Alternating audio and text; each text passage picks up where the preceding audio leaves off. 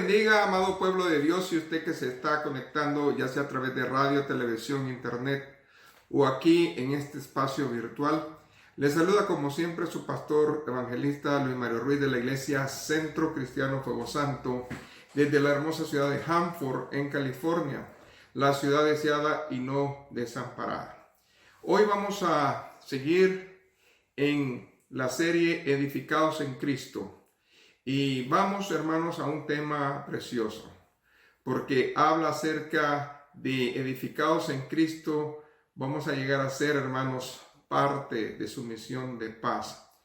Y seguimos en el capítulo número 2, pero vamos a tratar, hermanos, de seguir avanzando en esta bendición desde el verso número 11 hasta el verso número 22. Pero para eso nosotros tenemos, hermanos, que definir algo muy importante, que es Cristo. Y cuando entendamos esa base, el fundamento y la piedra que es, entonces nosotros podemos sencillamente ser unidos y tener paz. Porque esto es algo muy importante que viene a nuestra vida. No es, hermano, un deseo. No es decir yo voy a tener paz, sino que debe de ser en nosotros un estilo de vida. Así de que si usted ha traído su Biblia, habla por favor a la epístola de los Efesios en el capítulo número 2. Y voy a estar dando lectura, hermanos, al verso 20. Y la palabra se lee en el nombre del Padre, del Hijo y del Espíritu Santo. Edificados sobre el fundamento de los apóstoles y profetas, siendo la principal piedra del ángulo Jesucristo mismo. Buen Dios y Padre, tu palabra es verdad. Tu palabra nos enseña y nos indica de que solamente en ti todas las cosas se pueden hacer. Ahora, Señor, ven trayéndonos la instrucción, revélanos, Señor, instrúyenos. Danos esa gracia, Señor, para que la iluminación de tu Santo Espíritu llegue a nuestra vida en este tema que es una cosa muy hermosa sobre nosotros. La gloria, la honra y la alabanza sea para usted. Ponga palabra en mi boca y sella mis labios. En el nombre de Jesús. Amén, hermanos. Bueno, vamos a partir que la iglesia de Jesucristo es un cuerpo. Y lo primero que Dios hace en este cuerpo es que lo regenera. Y cuando lo regenera significa que ya lo ha limpiado, lavado, ya lo ha preparado. Pero ese cuerpo regenerado, ese cuerpo limpio, no se puede quedar pequeño. Necesita crecer. Por lo tanto, nosotros tenemos que entender que somos la casa de Dios. Y Dios es el que hace grandes obras, buenas obras en nosotros. Por lo tanto, como casa de Dios, no podemos entender la regeneración sin el crecimiento. Debemos nosotros de pensar de que Dios está más allá. Quiere decir que la iglesia de Dios debe de ser edificada, debe de ser construida.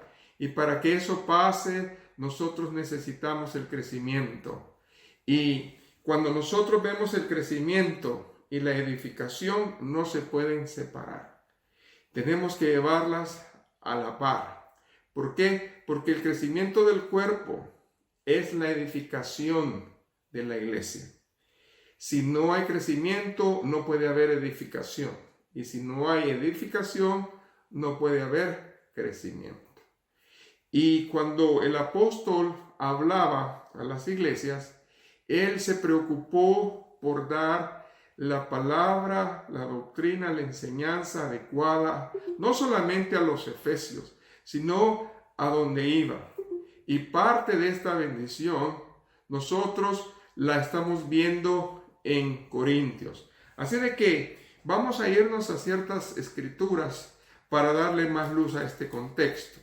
Si quiere, por favor, acompáñeme a 1 Corintios, capítulo 3, el verso número 11. ¿Por qué es importante ir a esta escritura? Porque nos revela, hermanos, la sabiduría espiritual que Dios está mostrando en esta hora. Amén. Y dice la palabra del Señor. Fíjense bien, es una pregunta. Porque ¿quién de los hombres sabe las cosas del hombre, sino el espíritu del hombre que está en él? Así tampoco nadie conoció las cosas de Dios, sino el Espíritu Santo.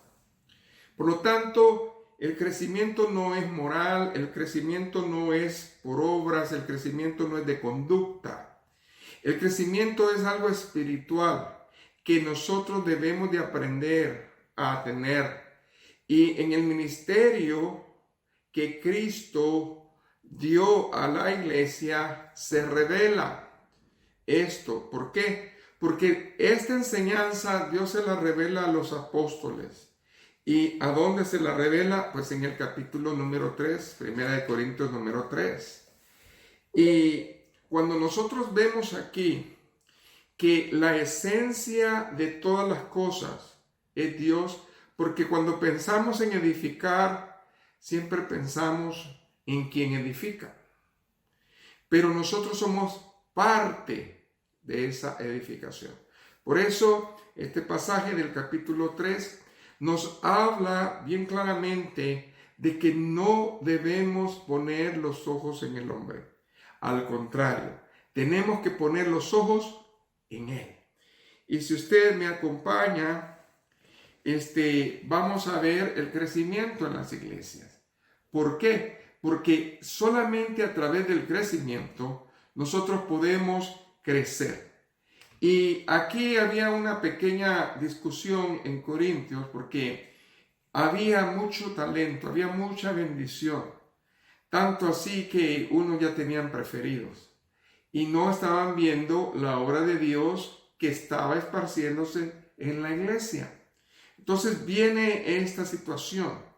Ahora bien, si usted retoma la palabra desde el verso 3, dice: porque diciendo el uno, yo soy de Pablo, y el otro, yo soy de Apolos, ¿no sois carnales?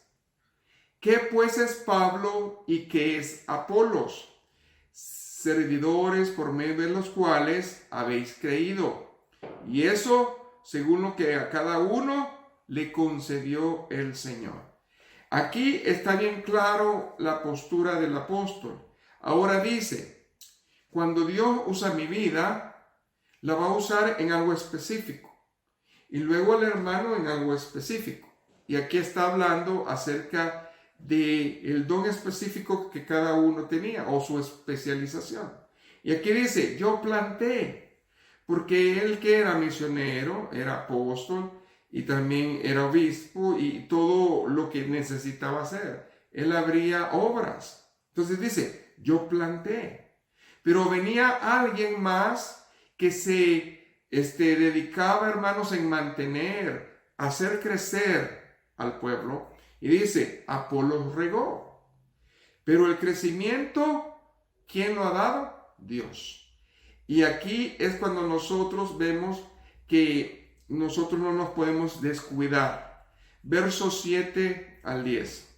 Así que ni el que planta es algo, ni el que riega, sino Dios que da el crecimiento. Y el que planta y el que riega son una misma cosa. Cada uno recibirá su recompensa conforme a su labor. Porque nosotros somos, aquí es donde viene el punto importante, hermanos, colaboradores de Dios. Nosotros tenemos una misión. Esa misión Dios se la pone a cada persona. Y luego dice aquí, y vosotros sois labranza de Dios, edificio de Dios. Cuando la palabra habla de labranza, significa que los activos que Dios va a usar no son nada más ni nada menos que sus propios hijos. Usted y yo somos los que Dios quiere usar. Por eso dice, somos labranza de Dios. Porque nosotros somos las piedras que va a usar, esas piedras vivas. También nosotros somos el material. Y no solamente el material, sino que, acuérdese, somos su iglesia.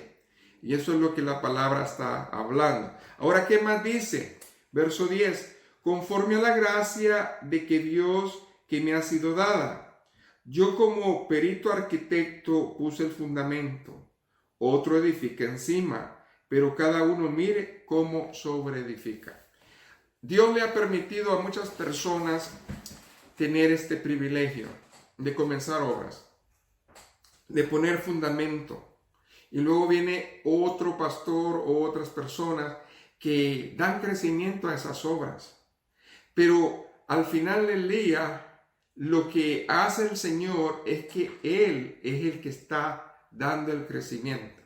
Por eso es importante que empecemos desde el principio viendo quién es nuestro fundamento y viendo quién es esa piedra del ángulo.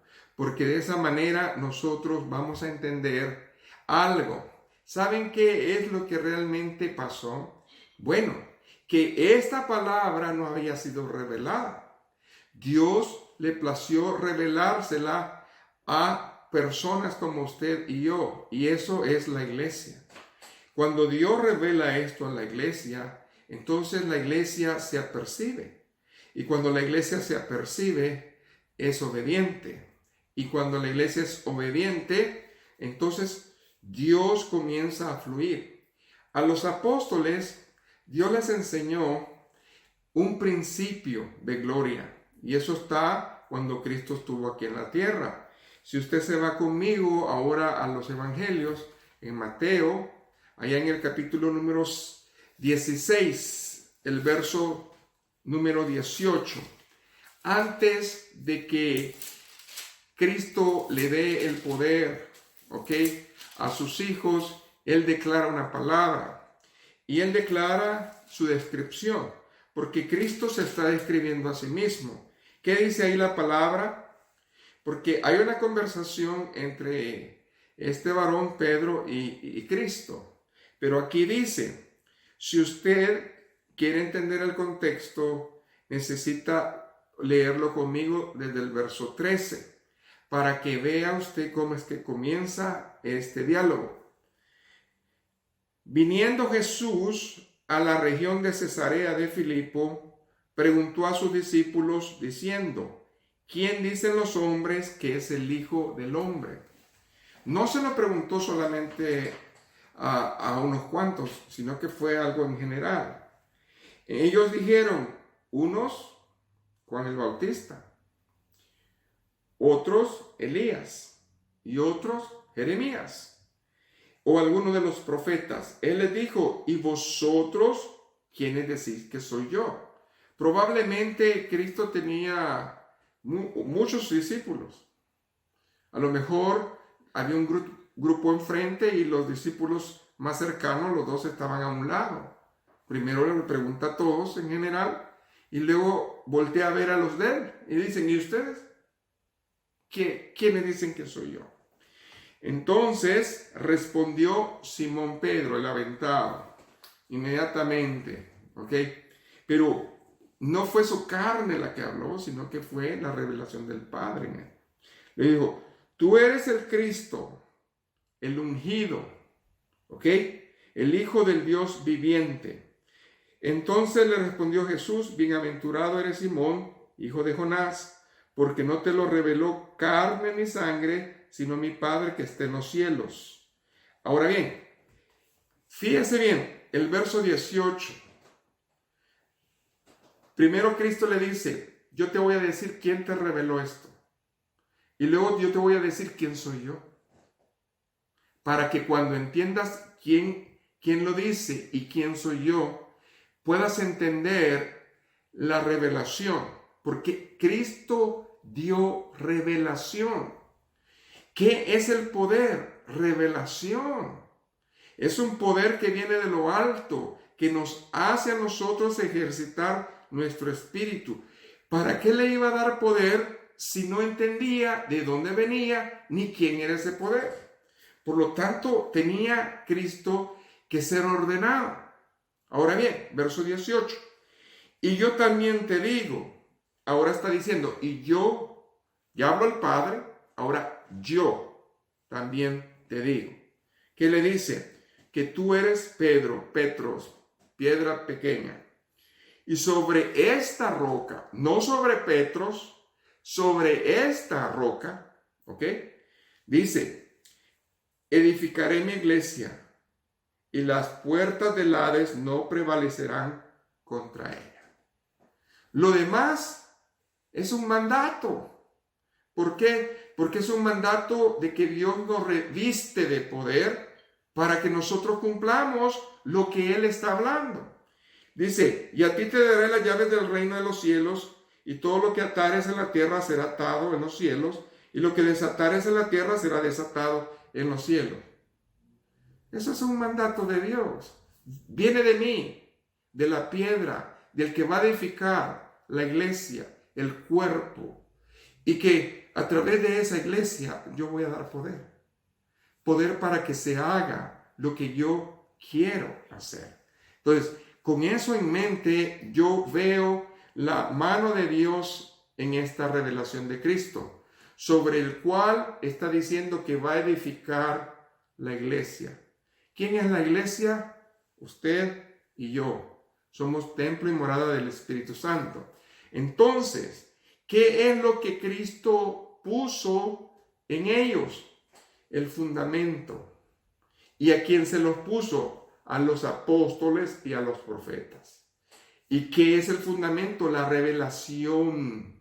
La revelación de que ellos recibieron para que esa revelación edificara a la iglesia. Entonces, Dios me levanta a mí, me da revelación de su palabra para que yo sea edificación a la iglesia. ¿Por qué? Porque a través de la revelación viene el revestimiento, viene el poder. Ahora bien, con eso en mente, regrésese a la escritura original, que es el libro de Efesios. Amén. Ahora vamos a escudriñar el capítulo 3, el verso 21 y 22. Fíjese bien aquí que está hablando la palabra. Aquí ya estamos hablando de un cuerpo en acción, un cuerpo que ya está edificado. Amén. Y dice, y aquel, amén,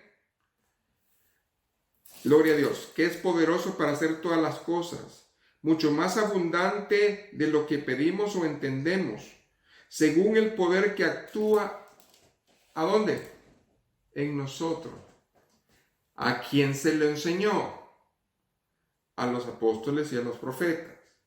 No para que ellos fueran los más, sino para que ellos entendieran la revelación. A través de esa revelación, ellos poder edificar a la iglesia.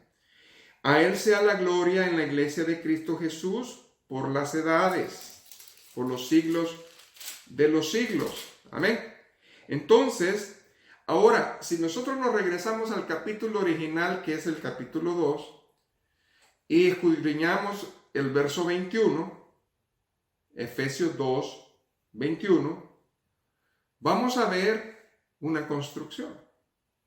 Vamos a ver que algo se está construyendo. Y ese algo es usted y yo. ¿Y qué dice? En quien todo el edificio, bien coordinado, va creciendo para ser un templo santo en el Señor. Pero para que haya una buena construcción, necesita haber un buen arquitecto, un perito, una persona que entiende los planos, una persona que va a poner orden, una persona que va a dirigir y que va a decir, esto se hace así, así y así. Si Cristo a través de su palabra, en la revelación, en la iluminación que nos da, ¿ok?, nos enseña que nosotros tenemos que seguir creciendo. Acuérdese, la edificación y el crecimiento no se despegan, no se separan. Necesitan ir unidos. Ahora bien, ¿cómo vamos a hacer esto de crecer? Bueno, si todos estamos en un mismo sentir.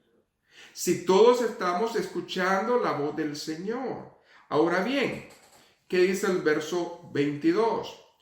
En quien vosotros también sois juntamente edificados para morada de Dios en el Espíritu. Quiere decir que no está hablando de un edificio, no está hablando del templo que nosotros vamos, está hablando del templo que Dios diseñó, que es usted y yo, para la gloria de Dios. Y de eso es lo que nosotros entendemos. Ahora bien, ¿cómo es que Dios edifica su iglesia? Lo va a edificar a través de su carácter. ¿Por qué? Porque el carácter local, escuche bien, nosotros cuando hablamos de una iglesia, la tratamos de una manera global, porque es la iglesia de Cristo. Pero ¿cómo será el crecimiento de una manera local? Amén. Quiero enfatizar esto bien claro, porque esa es la manera que los apóstoles y los profetas enseñaron. Cristo es la cabeza de la iglesia. La iglesia es un cuerpo, pero este cuerpo está repartido en todas partes. Pero ¿cómo yo, cómo usted vamos a crecer? La única manera que la Biblia enseña es a través de una situación local, que un grupo, hermanos, del cuerpo de Cristo edifique y comience a crecer. Eso es lo que hacemos todos. Por eso nos congregamos. Por eso la razón de que nosotros, hermanos, como piedras vivas, venimos al cuerpo de Cristo y juntamente el uno con el otro vamos creciendo a esa gracia. Ahora bien, cuando todo esto está bien claro en nosotros, entonces esa armonía que comienza a suceder llega a traer dos cosas importantes. Alcanza lo que nosotros hablamos este tema, la misión de paz. Porque cuando edificamos, esa es la meta, que la paz de Dios gobierne en su cuerpo. Entonces existe armonía, y cuando hay armonía en el espíritu, hay unidad. Y cuando hay unidad, hermano, es porque el amor de Dios está rodeándonos a todos. Esa es la idea del Señor. Ahora, tenemos que ver fijamente por qué es importante que no olvidemos este punto del verso 14, Efesios 2, 14. Cuando nosotros vemos que Él es el príncipe de paz, lo anunció el profeta allá en Isaías, pero también nosotros sabemos que Él es nuestra paz. ¿Y qué dice el verso? Y esto me gozo a mí, porque si hay una frase que comienza con un texto poderoso, con la misión que el Señor nos está dando, eso es este texto. Fíjese bien lo que dice. Porque Él es nuestra paz. El Señor es específico, el Señor es claro. Si usted quiere tener paz, tiene que ir a Él. ¿Y dónde está Él? Cristo es la cabeza. Quiere decir que en la iglesia, que es el cuerpo, necesita haber lo mismo. Cuando la cabeza, hermanos, está bien, está dirigiendo todas las cosas, los demás lo sentimos. Sentimos paz. Sentimos bendición.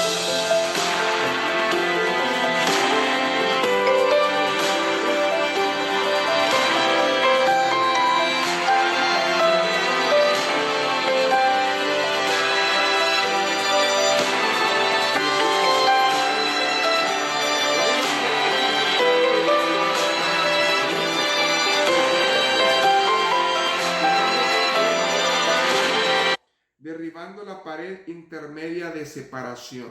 Aquí está hablando de algo interesante. Está hablando acerca de que hay una división. Y cuando hay una división no hay paz.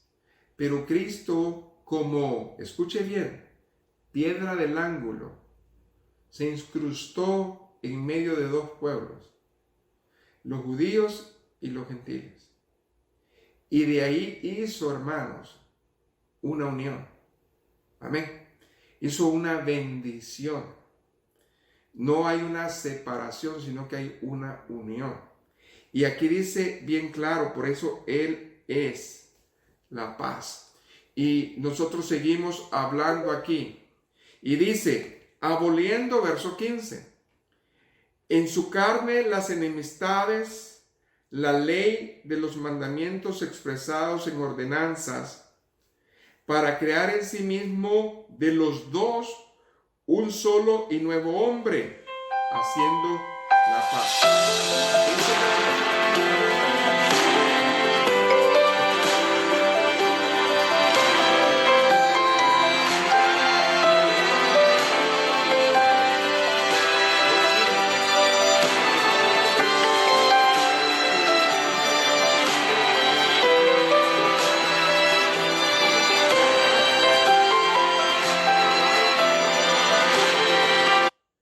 La paz viene con el tiempo, con el factor tiempo, pero también la paz viene con el factor honor.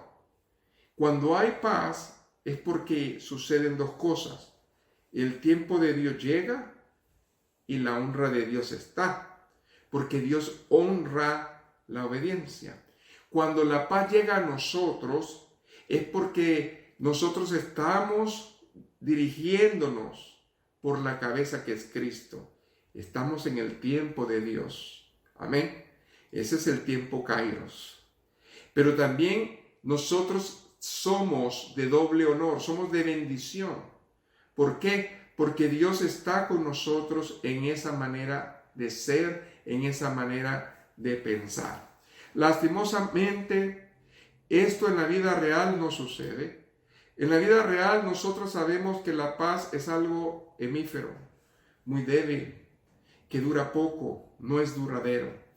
Y muchos que hemos leído historia nos acordamos de las primeras palabras del ministro de Gran Bretaña, el señor Neville Chamberlain, que pronunció su regreso allá en septiembre de 1938, cuando él tuvo una intervención con Adolfo Hitler. Él pensó que con esa intervención había evitado una guerra mundial. Pero al año, él se dio cuenta de que eso no pasó. Un año más tarde, Hitler lo que hizo fue que invadió Polonia y el 3 de septiembre del año 39, Gran Bretaña comenzó, hermanos, la guerra contra Alemania y lo demás es historia. Quiere decir que el hombre puede decir tantas cosas, el hombre puede declarar tantas cosas, pero a la luz de la palabra, la única paz verdadera es en Cristo. Por eso nosotros podemos ver que muchas historias en la historia han hecho conciliación de paz. Déjenme les digo un dato. Desde 1500 antes de Cristo hasta el año 850 antes de Cristo, hubo por lo menos 7500 pactos de paz entre pueblos. Pero estos pueblos o estas naciones que se dieron la paz, ni siquiera duraron en paz, hermanos, 2 años. Estamos hablando, hermanos, que la paz que el hombre propone es frágil, es triste y es lamentable. El único pacto verdadero que nosotros tenemos es a través de Dios, porque Cristo nos ha sellado con su sangre. Y esa sangre, hermanos, vale y tiene poder. Y cuando la sangre de Cristo está en nosotros, es un sello de bendición, es un sello de paz, porque nosotros nos parecemos a Él. Amén. Así de que todas estas bendiciones las recibe la iglesia y caminamos por ellas. Pero cuando nosotros vemos el libro de los Efesios, la epístola, en el capítulo 2, comenzando ya el verso 11, nosotros podemos ver, hermanos, que el apóstol Pablo revela una misión específica al cuerpo de la iglesia, a Cristo. ¿Y sabe cuál es? Esa misión, hermanos, es de que nosotros entendamos el proceso. No solamente, hermanos, de decir ya soy salvo. Para que nosotros entendamos el proceso de lo que Dios quiere en nosotros, porque es la misión de paz. Nosotros debemos de tener 3 cosas en nosotros. Y estas 3 cosas son muy importantes. Hoy solamente voy a tener tiempo de probablemente predicar una de ellas. Y para que usted la sepa, la primera área es la separación. Necesitamos, hermanos, entender que lejos de Dios, hermanos, no somos nada. Pero así vivíamos antes. La separación. Segundo lugar, entender. Cuando ya entendimos lo grave que es estar sin Dios, entonces vamos a entender la segunda área, que es la reconciliación. Cuando la reconciliación viene a nosotros, hermano, llega otra área. ¿Y cuál es esa área? La unificación, que es la que trae por fin la paz. Así de que nosotros vamos a escudriñar en estos versículos del verso 11 al 22, todas estas áreas que el Señor quiere que nosotros por un momento, hermanos, las veamos. Y no las veamos hacia la ligera, sino que con lupa, para que nosotros estemos en su bendición. Así de que les propongo que Dios quiere que nosotros entendamos este tema de la separación. Váyase conmigo a Efesios capítulo 2 y comenzamos con el verso 11 y el verso 12. Y le damos lectura. Amén. ¿Por qué? Porque estos son unos hechos reales en cuanto a que nosotros nos tenemos que acercar a Cristo por la sangre. Ahora bien, habla acerca de una conexión, por tanto, es un anuncio. Escuchen, les quiero dar un aviso. Por tanto, acordaos de que en otro tiempo vosotros, los gentiles, en cuanto a la carne, erais llamados incircuncisión por la llamada circuncisión hecha con mano en la carne. En aquel tiempo estabais sin Cristo, alejados de la ciudadanía de Israel y ajenos a los pactos de la promesa, sin esperanza y sin Dios en el mundo. Aquí vamos a descubrir algo que muchos ya saben, pero otros a lo mejor no. Y en los primeros 10 versículos de este capítulo 2, Pablo ya trató acerca de la salvación, de los pecadores en general. Pero ahora nosotros vamos a comenzar a descubrir, hermanos, la obra de Cristo, pero para los gentiles en particular. Aquí comenzamos a ver el área que trató Cristo. Amén. Entonces, la mayoría de los convertidos en la iglesia de Éfeso eran gentiles. Fíjense bien cómo estaba la cosa. Éfeso, la mayoría eran gentiles o prosélitos. Y también habían judíos, pero la mayoría era gentil. Y sabían, que gran parte del programa del Antiguo Testamento que venía del Padre involucraba a los judíos. Ellos entendían las Escrituras. ¿Qué son las Escrituras? Toda la palabra hablada y escrita del Antiguo Testamento. Esa palabra ellos la conocían, la entendían, la guardaban. Amén.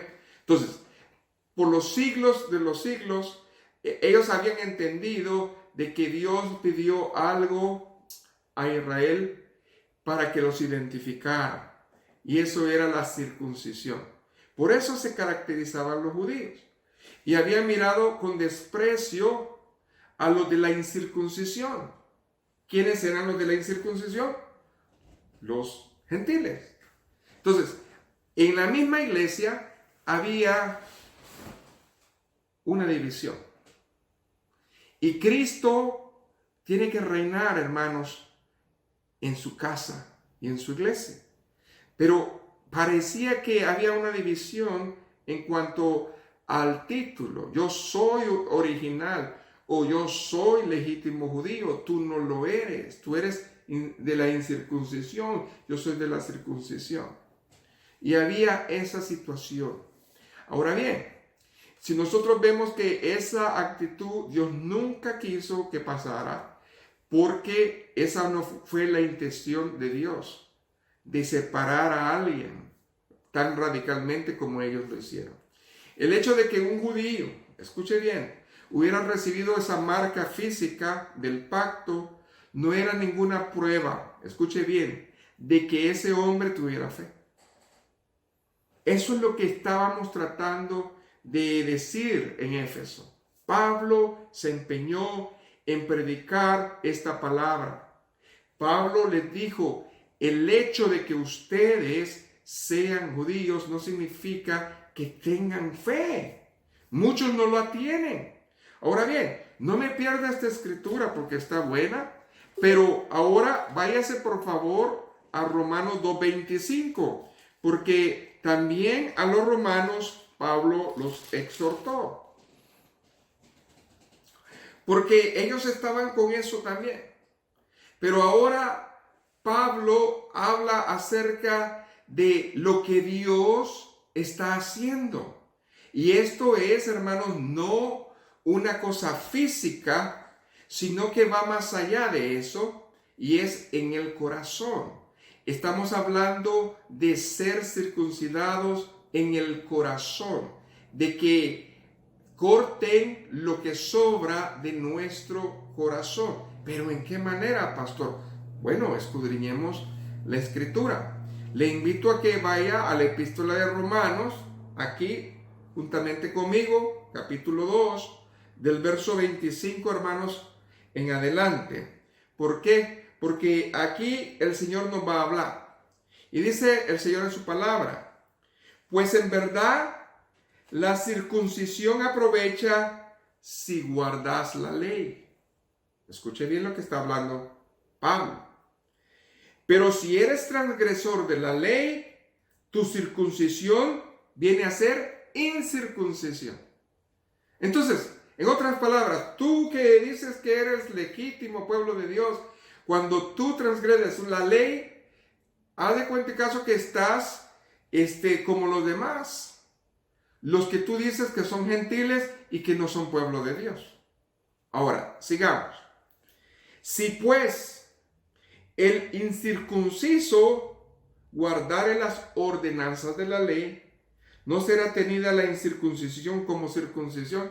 ¿Y qué si estos gentiles tienen fe, guardan la palabra? Entonces ya no son incircuncisos, sino que son como ustedes.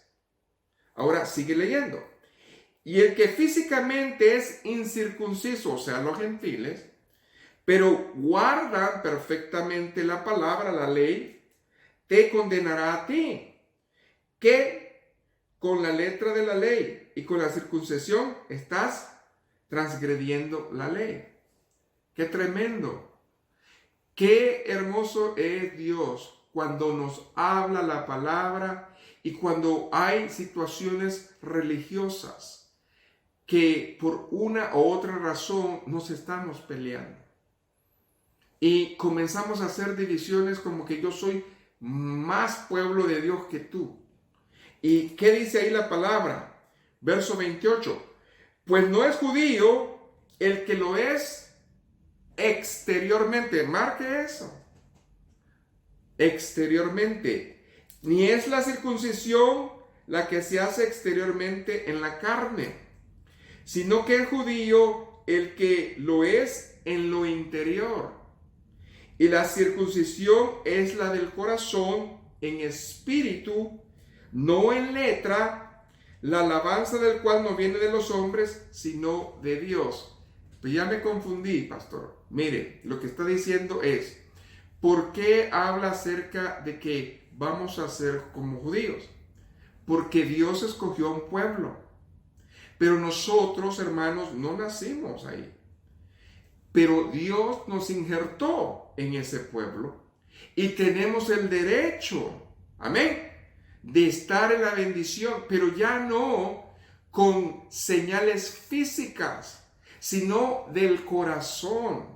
Quiere decir que si yo guardo la palabra de Dios y usted guarda la palabra de Dios y también un judío guarda la palabra de Dios, ¿qué vamos a hacer, hermanos? Cuerpo de Cristo. Eso es lo que está diciendo la palabra de Dios. Amén. Entonces, con esto es importante que nosotros entendamos, ¿ok?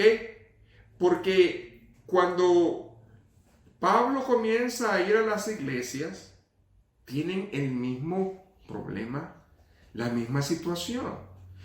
Hay una cosa que pasa en las iglesias. En todas las iglesias habían gentiles y judíos. Por ejemplo, si usted se va a Gálatas, váyase a la epístola de los Gálatas, porque esto es importante seguir la palabra para que nos demos cuenta que no nomás era en un lugar, sino que estaba pasando en todos los lugares. Si usted se va a Gálatas 5, verso 6, aquí habla acerca de la libertad cristiana. Yo soy libre en Cristo. ¿Usted es libre en Cristo? Denle gloria a Dios. Pero ¿qué dice aquí específicamente la palabra? Fíjense bien, 5:6. Porque en Cristo Jesús ni la circuncisión vale algo, ni la incircuncisión, sino, márquelo, la fe que obra por el amor. Nos envolvemos tanto, hermanos, en detalles de religión. Judíos contra gentiles, esta religión con otra religión, y por un detalle que este hace y este no hace, ya estamos en pleito, como parece ser que no hay la unidad que Dios quiere, porque Dios vino tanto para unos como para otros, pero ¿por qué no nos ponemos de acuerdo? Porque aquí la base es que entendamos que la fe viene por el oír. ¿Pero el oír qué? La palabra de Dios. Y si yo oigo la palabra de Dios, entonces, ¿qué es lo que va a venir pasando? Sencillamente, yo voy a tener las virtudes de la palabra. Voy a comenzar a hacer lo que edificar y crecer. Voy a ir creciendo y edificando. ¿Cómo? Localmente. Es ahí donde yo voy a crecer. Es ahí donde Dios me va a dar el entendimiento. Por eso es importante esta palabra. Ahora, ya que estamos en Gálatas, váyase al capítulo 6 y váyase al verso número 15 al 17. Y repite, ¿ok? En parte, está haciendo énfasis el apóstol acerca de esto. Porque en Cristo Jesús ni la circuncisión vale nada, ni la incircuncisión, sino, ¿qué dice ahí? Una nueva creación. El Señor se ha dado el tiempo de enseñarnos la bendición revelada a través de los apóstoles y profetas. Ese discernimiento, esa revelación de la palabra que fue traída, nosotros la hemos recibido. Y somos nueva creación. Ahora bien, eso es lo que dice la palabra. Gloria a Jesús. ¿Qué más dice? Y a todos que andan conforme a esta regla, ¿ok? Si usted y yo, por eso les decía que esta es una misión. Cuando dicen que debemos de andar conforme a una regla, es porque es una orden. Amén. ¿Cuál es la misión?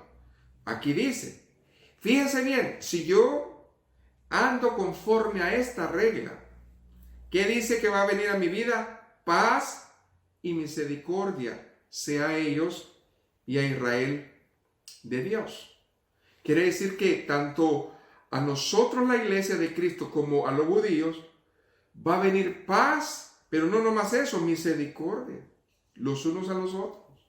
Ahora dice, de aquí en adelante nadie me cause molestias, porque yo traigo en mi cuerpo las marcas del Señor Jesús. Y luego dice, hermanos, la gracia de nuestro Señor Jesucristo sea con vuestro espíritu. Amén.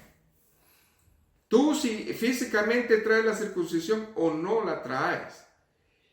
O sea, no debemos juzgarnos, pero sí debemos de entender que la nueva creación no se destaca en lo físico, sino en lo espiritual. Con eso en mente, vamos avanzando en esta verdad, porque aquellos que han confiado en Cristo han recibido, hermanos, la circuncisión espiritual, no hecha de manos. Y eso es importante. Otra cita poderosa que puedo escudriñar con usted es Colosenses. Amén. Colosenses capítulo 2, del verso 10 en adelante. Amén. Hasta el 15, del verso 10 al 15. Y cuando nosotros vemos aquí Pablo habla a la iglesia de Colosa, pero ¿por qué le habla así? Porque había muchas doctrinas. Y Dios no está en las doctrinas, Dios no está en la letra, Dios está en su palabra. ¿Pero en qué? En la verdadera, hermanos. No en las interpretaciones de hombre, no en filosofías, no en pensamientos yo creo o parece que es esto. No. ¿Qué dice ahí la palabra de Dios? Y vosotros estáis completos en Él, que es la cabeza de todo principado y potestad. Si yo entiendo a la cabeza, que me está dando una orden a mí, que soy el cuerpo, yo voy a recibir la orden no filtrada, no adulterada, sino correcta. Y yo voy a actuar como tal. ¿Qué dice? Cristo, no el legalismo. Dice, en Él también fuisteis circuncidados ¿con qué dice aquí? Circuncisión no hecha de mano, no por hombre.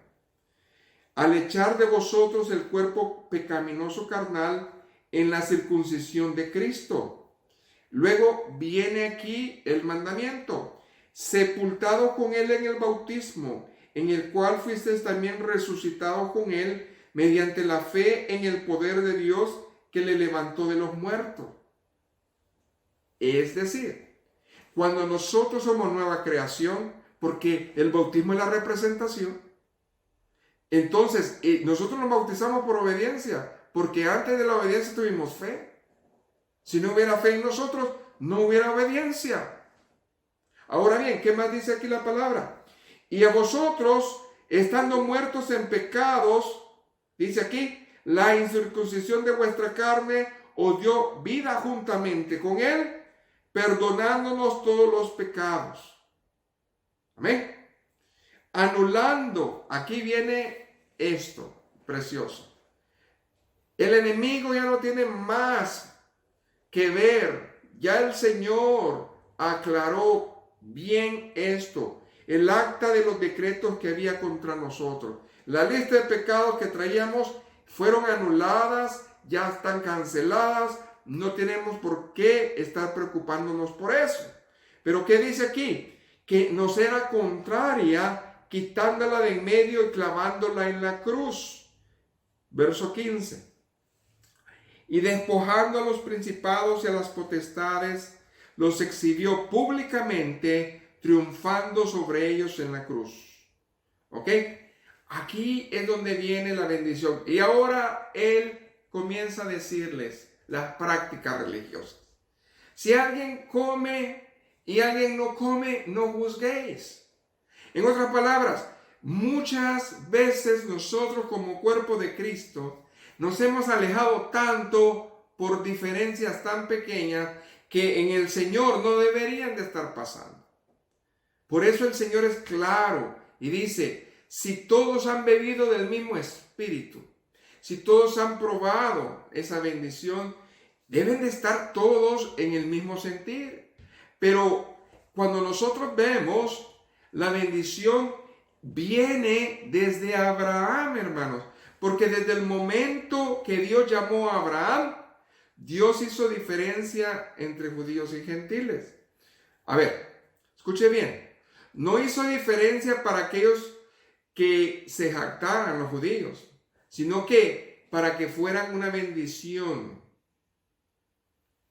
y ejemplo a los gentiles. ¿Por qué el Señor separó su pueblo?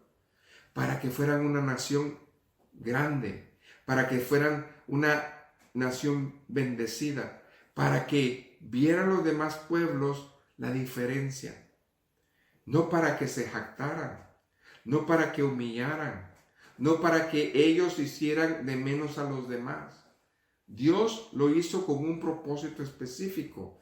En otras palabras, Dios los separó porque Él quería utilizarlos. Les había dado una misión. Y esa misión, hermanos, era de que ellos puedan llegar a tener la revelación y la bondad de la gracia de Dios y transmitirla a las naciones paganas. Pero ¿qué hicieron ellos? Dejaron las cosas de Dios y se volvieron a la fábula, se volvieron a las cosas del mundo. Entonces, ellos comenzaron, hermanos, y es triste decirlo, pero Israel no mantuvo la diferencia que Dios había puesto en su pueblo. Al contrario, se hicieron una nación idólatra y ritualista. Ya no era el temor a Dios en ellos. Era un ritual, una costumbre. Tristemente el corazón de ellos no estaba cerca de Dios. Israel llegó a ser como las naciones perdidas que le rodearon. No había. En cualquier tiempo usted escudriñe las escrituras. Hacía lo malo. En el tiempo de los jueces dice que cada uno hacía lo que bien le parecía. Hoy estamos en este tiempo, siglo XXI, y vemos mucho pueblo de Dios que está haciendo lo que bien le parece. No hay diferencia. Yo interpreto lo que yo interpreto y la revelación que yo tengo es la revelación y punto. Pero es que no hemos entendido el primer punto. ¿Qué es separarse de Dios?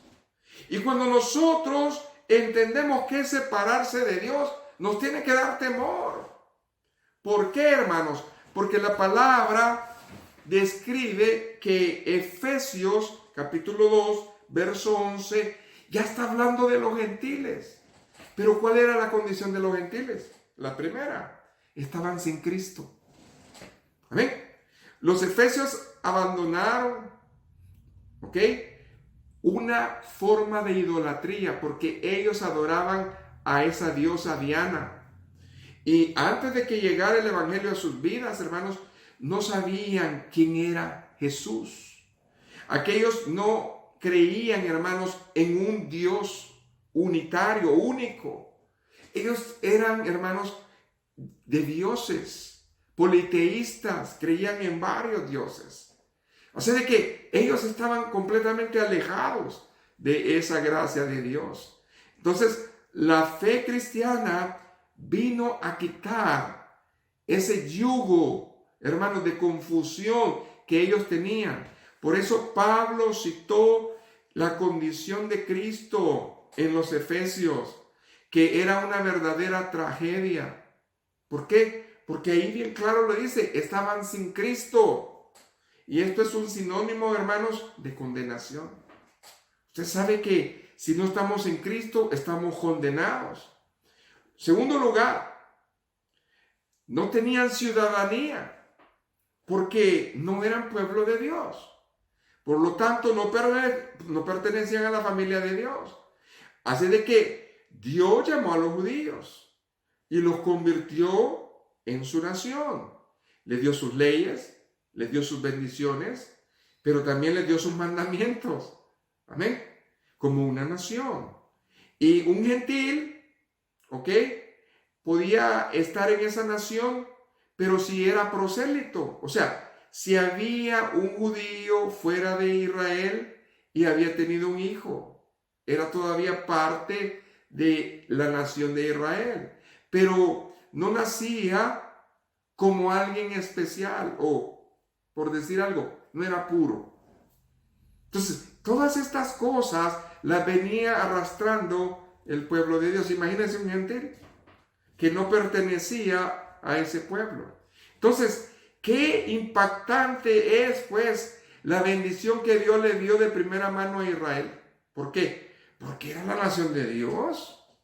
En eso, pues, nosotros podemos ver que había una diferencia. Ahora bien, ¿a quién Dios le dio los pactos? A Israel. Entonces, los gentiles no tenían pacto.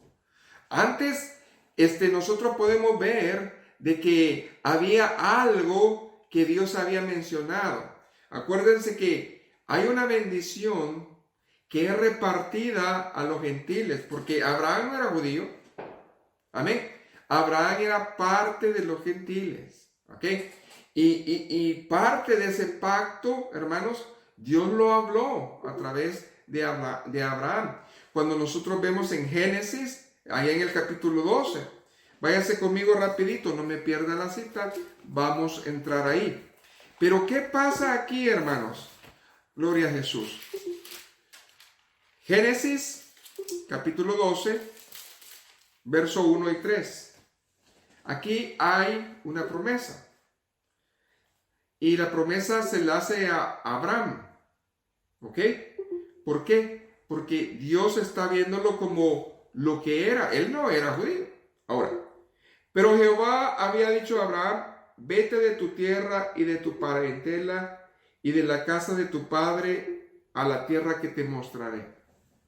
Y haré de ti una nación grande y te bendeciré y engrandeceré tu nombre y serás bendición. Bendeciré a los que te bendijeren y a los que maldijeren maldeciré, y serán benditas en ti todas las familias de la tierra. Dios no hizo ningún pacto con las naciones, ¿verdad? Gentiles. Los gentiles estaban, alejados, ajenos. Pero a pesar de eso, Dios estaba usando a un hombre que no era judío.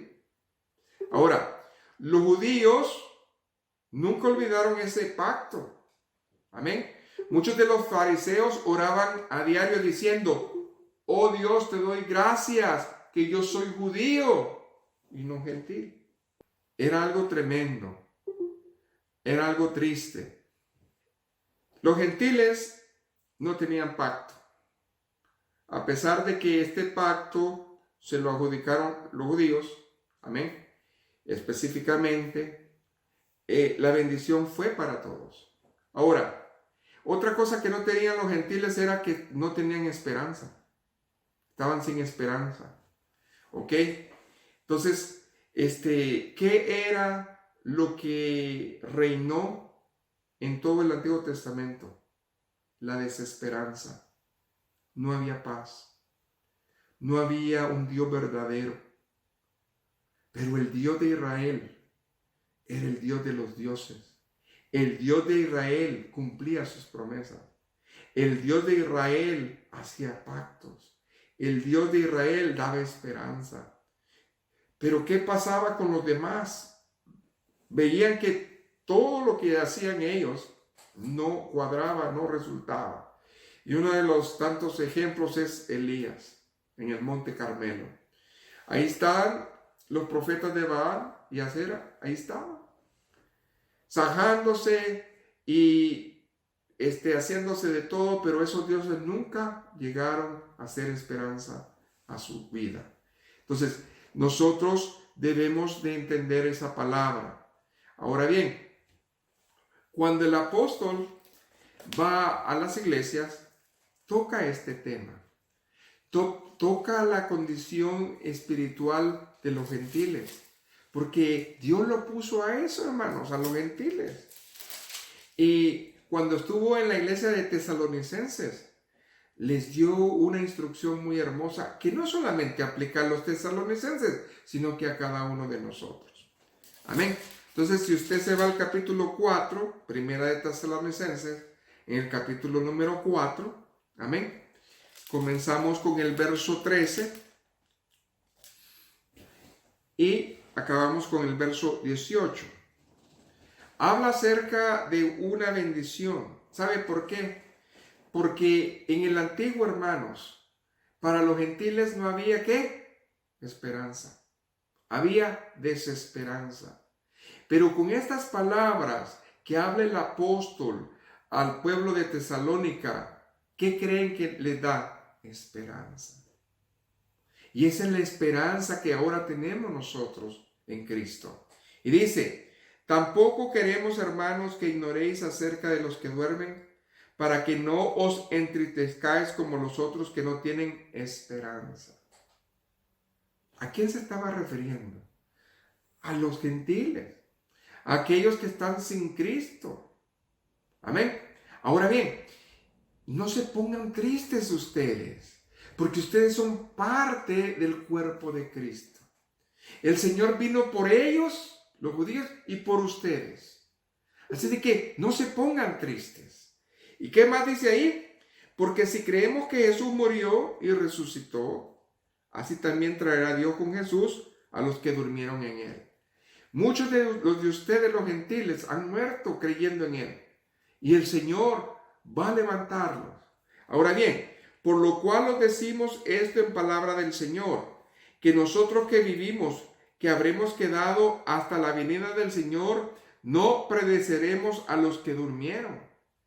Porque el Señor mismo, con voz de mando, con voz de arcángel y con trompeta de Dios, descenderá del cielo, y los muertos en Cristo resucitarán primero. Aquí no estaba hablando de división más, Pablo. Aquí está hablando de esperanza. Nosotros estábamos lejos de Dios, pero ahora es diferente. Ahora somos parte de ese cuerpo. Y qué hermoso es que los oídos de estas personas en Tesalónica escuchaban que Dios no era un Dios selecto. Dios tenía un cuerpo en todas partes. Y yo soy parte de ese cuerpo. Y esa esperanza es para mi vida. Hasta este día que estamos viviendo. ¿Y qué más dice? Porque el Señor mismo, con voz de mando, con voz de arcángel y con trompeta de Dios, descenderá del cielo y los muertos en Cristo resucitarán primero. Luego nosotros, los que vivamos, los que hayamos quedado, seremos arrebatados juntamente con ellos en las nubes para recibir al Señor. ¿Dónde? En el aire. Por tanto, alentaos los unos a los otros con estas palabras. Qué precioso es el Señor. Luego, los gentiles no tenían Dios, porque el Dios verdadero no estaba con ellos. Los paganos tenían abundantemente dioses. Y cuando veían que los israelitas solamente tenían un Dios, ¿saben qué decían? Se burlaban de ellos. Y les decían, qué pobrecito. ¿Por qué? Porque nosotros tenemos muchos dioses y ustedes nomás se conforman con uno. No, pues qué situación. Pero hermanos, nosotros hemos aprendido a ver que esos dioses que estaban juzgando, esos dioses que decían que eran sus dioses, no eran nada más que algo inerte. Por eso, cuando la palabra de Dios se levanta, amén, en los salmos, nosotros tenemos el salmo que habla acerca de esa clase de dioses, que es el Salmo 115. Por favor, escudriñe ese salmo. Ese salmo habla, hermanos, acerca de dónde es que está Dios. Por ejemplo, en el verso 2 dice, porque han de decir las gentes, ¿dónde está ahora su Dios? Nuestro Dios está en los cielos. Todo lo que quiso ha hecho. Mientras que ustedes, los ídolos, amén, ¿qué dice ahí? De ellos son plata, oro, obra de manos de hombre. Tienen boca, mas no hablan. Tienen ojos, mas no ven. Orejas tienen, mas no oyen. Tienen nariz, mas no huelen. Manos tienen, mas no palpan. Tienen pies, mas no andan. No hablan con su garganta. Semejante a ellos son los que lo hacen y cualquiera que confía en ellos. Por lo tanto, hay mucha gente que todavía está en esa situación triste y lamentable. No han conocido al verdadero Dios. Gracias sean dadas al Dios del cielo y Jesucristo, que nosotros estamos vivos, que nosotros estamos en una relación, fe, que es real lo que decimos a Dios. Vale la pena destacar la condición espiritual antes del hombre, que era lejos de Dios, y eso eran los gentiles. Pero ¿qué dijo Pablo acerca de los gentiles? Que muchos también conocían a ese Dios verdadero, pero a pesar de conocer a ese Dios verdadero, lo rechazaron. Usted se va a la epístola de los Romanos, allá en el capítulo 1, ¿qué habla? Habla acerca, hermanos, de que ellos no tienen piedad, son injustos para Dios. ¿Por qué? Porque conocen la verdad, pero a pesar de conocerla, la ignoran. Amén. Si usted lee ahí desde el verso 18 en adelante, usted va a hablar y bien claramente de que ellos están cegados bajo su propia voluntad, bajo su propia ciencia y bajo su propio conocimiento. Y cambiaron, dice la palabra de Dios, la gloria de Dios incorruptible en semejanza de imagen de hombre corruptible, de aves, de cuadrúpedos y de reptiles. ¿Qué es lo que está pasando? Ellos conocían la palabra, pero no quisieron nada con la palabra. Y entonces nosotros estamos enfrentando lo que nosotros hoy conocemos como la religión, la tradición. Son situaciones que han oído hablar de un gran Dios, pero ese Dios, hermano, lo han despreciado. Por eso es importante que usted conozca que esto de los gentiles no es del Nuevo Testamento, hermano. Si usted escudriña la palabra, usted se va a dar cuenta que en los primeros 11 capítulos de Génesis habla Dios acerca de los gentiles. 11 capítulos. A partir del capítulo número 12 es que Dios comienza a hacer un llamado a Abraham y relata la historia de los judíos. Es hasta el capítulo 12, pero los primeros 11 capítulos está hablando acerca del hombre en general. Entonces, nosotros debemos de ver que eso es importante. ¿Por qué nosotros entendemos que la salvación viene de los judíos? Porque Cristo se lo dijo, hermanos, a la mujer samaritana. Ellos entendían eso. La mujer samaritana sabía la palabra. Por eso allá en el capítulo 4, comenzando el verso 21, habla específicamente de ella. Yo sé que la salvación viene de los judíos. O sea, son el pueblo de Dios. Amén. Entonces Jesús le dijo, mujer, créeme que la hora viene cuando ni en este monte ni en Jerusalén vas a adorar al Padre. ¿Ok? ¿Y qué le decía Cristo? Vosotros adoráis lo que no sabéis. Nosotros adoramos lo que sabemos, porque la salvación viene ¿de dónde? De los judíos. Mas la hora viene, y ahora es cuando los verdaderos adoradores adorarán al Padre en espíritu y en verdad. Porque también el Padre, tales adoradores, busca que le adoren. Estaba hablándole a un gentil. Jesús está diciendo, yo soy la bendición, yo soy la cabeza, yo soy el fundamento, yo soy la piedra del ángulo, que ha venido a unir estos dos pueblos para que sean uno, para que mi gloria esté en ellos. Amén. Entonces, Dios está buscando, tanto en los judíos como en nosotros, esos adoradores. Amén.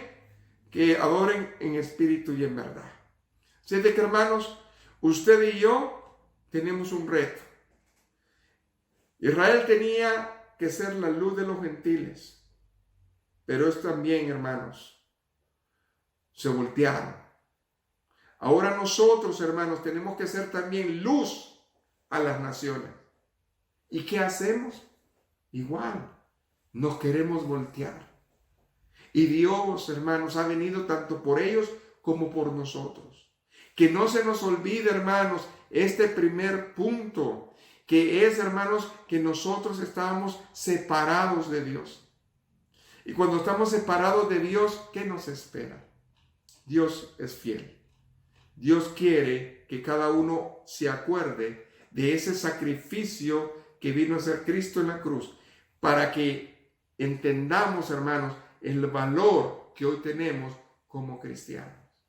Y de esa manera adorar al Padre, al Hijo y al Espíritu Santo. Padre, he predicado tu palabra es verdad. Gracias por permitirnos, Señor, tocar esta primer bendición, este primer principio de la separación, para que entendamos, Señor, que a pesar de que estábamos lejos de ti, tú tuviste misericordia y nos has traído, Señor, a tu luz. La gloria, la honra y la alabanza sea a usted. Toma control, Espíritu Santo, de todas las cosas. Amén y amén. Que el Señor le bendiga.